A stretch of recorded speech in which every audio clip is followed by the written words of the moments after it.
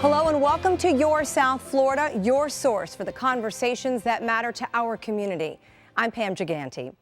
Lots of talk post-inauguration surrounding education, school vouchers and school choice.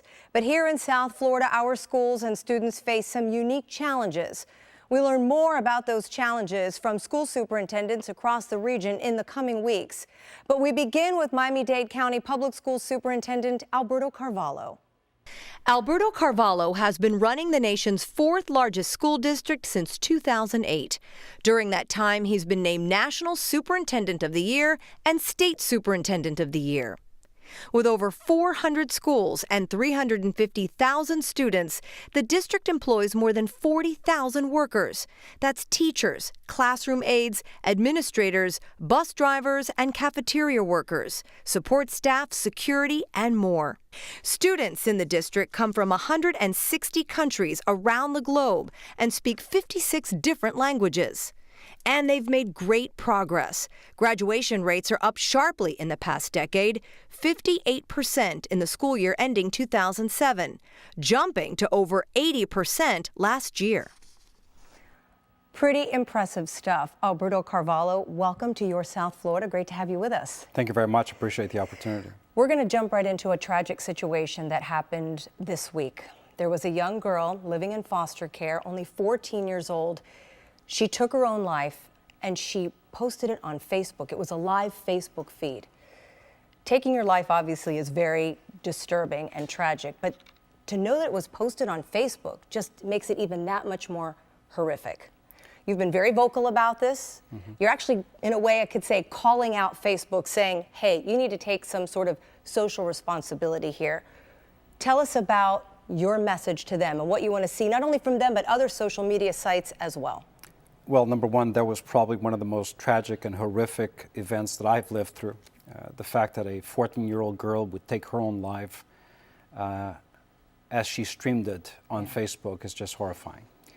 But as I talk about responsibility, we need to have a serious conversation. Number one, with the social media giants like Facebook and Snapchat and the like. We need to have a conversation regarding community responsibility, including parents, but also a serious conversation with the state of Florida about the safety net that we expect to have around kids, particularly fragile kids who are under the protection of the state, under the foster care. But specific to Facebook, look, this is a new way of communication. Kids have embraced it. But I don't see enough PSAs, public service announcements, enough awareness communication directed at the youth of today, encouraging them to follow some degree of discipline, some degree of respect, embracing some degree of digital citizenship. Secondly, I expect Facebook to have a tighter level of communication with local law enforcement, federal law enforcement, as well as municipal leaders, so that cases like these, where a child struggles with her own life for 40 consecutive minutes, then it takes an additional 3+ hours to react to it. That's just unacceptable. With the profit margins that these companies are running, with no costs associated with warehousing, they need to do a better job at creating safe spaces for children in our country. And people are listening to you, aren't they? I mean, I think your message is resonating nationwide because sadly, this little girl isn't the only one to do something like this. So what kind of response are you getting? Sadly, there's a degree of copycat behavior that we've seen across the country and across the world. And that is the reason why I spoke out. We don't want to go through another sad instance like this one. So I think this has rattled some individuals. My calling out and the pain of the family who lost their child and the pain of a community have been heard at the highest levels in the land.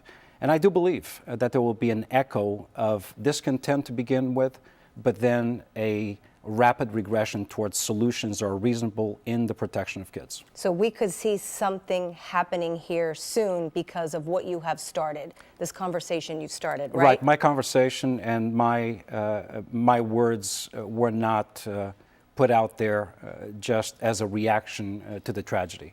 Something must be done, and I am fairly confident that in weeks and months to come, the nation as a whole will have a conversation with the appropriate entities to tighten this safety net that we must have around our kids, particularly in this new space in the digital ether. Talking about safety, as a local news anchor, sadly, I used to talk about gun violence all the time, almost on a daily basis. Tragically, a lot of the victims of that gun violence were kids, some of your students. Right. Even last year, we had young kids, Jada Page and King Carter, killed by stray bullets. We often would see you on scene, consoling the family, and then talking to the community at large, saying, something needs to be done here. So where are we going with the gun violence issue? Well, let's, number one, frame the issue. 64 kids, school-age kids, were killed during a 24-month period here in Miami-Dade. Unacceptable. A lot of attention focused on Chicago, but we have a crisis here in our community. And sadly, the difference between the perpetrator and the victim, often both children, is one of timing. Who got to whom first? And that has to stop. So yes, I believe in prayer, in marches and the like. I believe in consoling the parents, often bearing our own kids. But Mayor Jimenez and I, along with the Children's Trust and a number of other entities, we came together and we created Together for Children. We have scoured the community, particularly in the 20 zip codes in our community where most of these violent incidents happen. And they happen in Miami Gardens, Liberty City, Overtown, and then in the Deep South around Richmond Heights.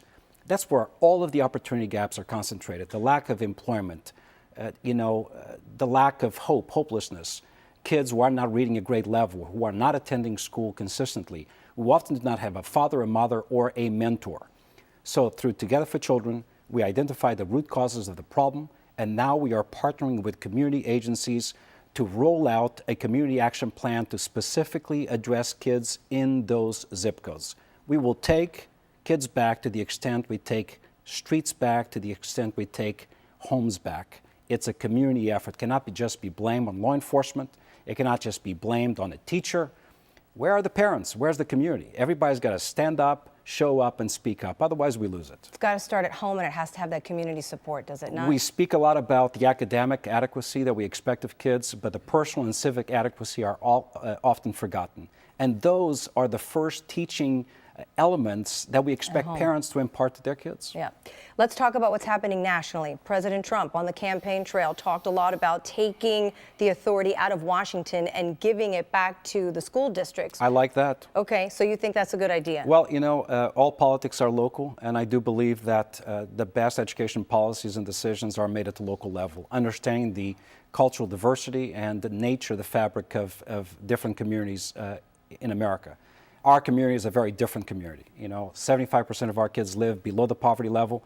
90-some% of our kids are minority students. Currently, 79,000 of them are either recently arrived or first generation still learning English, with a significant percentage of kids with disabilities. That's a different demographic profile than you would find somewhere else in America. So to expect that one-size-fits-all policy dictates from D.C. to serve all kids doesn't make sense. So I do support local decision-making closest to where the government that provides the services actually resides. Okay. We went out into the public. We talked to students, we talked to parents and teachers. They have some questions. This one is from a young man named Gabriel. Superintendent Carvalho, with a class size amendment in place, why am I sitting in a classroom with over 40 kids?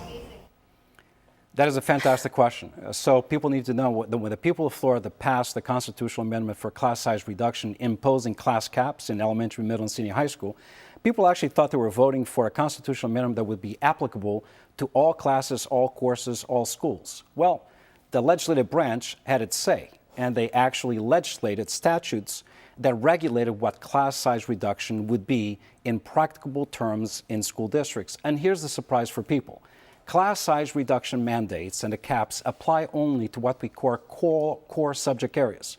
English, math, science, and social studies.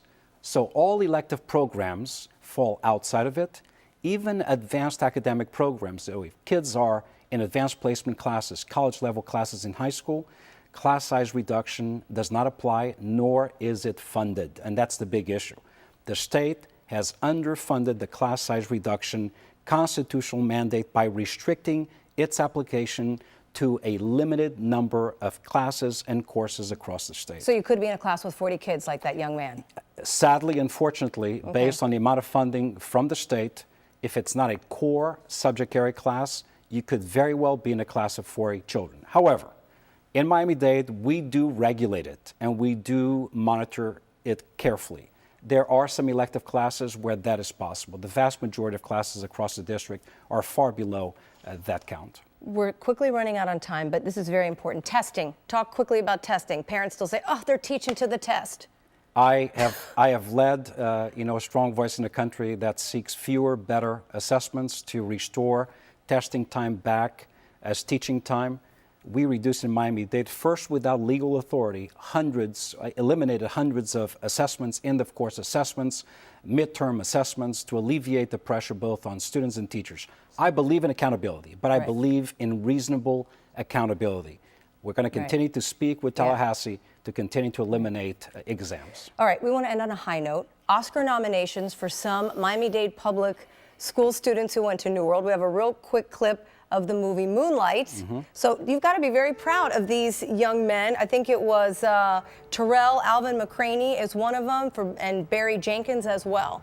How do you feel about that? Look, 8 Academy Award nominations. Terrell McCraney, playwright, former student of Miami-Dade County Public Schools. Barry Jenkins, also one of our products. Fantastically bright people. But look, even the kids. So a lot of the actors, the child actors in the movie, come from Miami-Dade County Public Schools, right out of Norland Middle School. You have Jaden, you have Alex. Alex is currently in London promoting the movie. Jaden is currently still attending Norland Middle School. Great deal of talent. And what I love is the fact that America and the world is being exposed to the other side of our community. Absolutely. You know, Miami-Dade is not only South Beach, there is Liberty City with great teaching, great inspiration, and great art and great promise. And great leaders like yourself. Thank you very much. It was great having you. Thank you so much. Fantastic. Invite me back. I will, anytime. Thank you. Superintendent Alberto Carvalho. And we want to let you know that Broward School Superintendent Robert Runcie will join us on February 17th. Students, the district employs more than 40,000 workers. That's teachers, classroom aides, administrators, bus drivers, and cafeteria workers, support staff, security, and more. Students in the district come from 160 countries.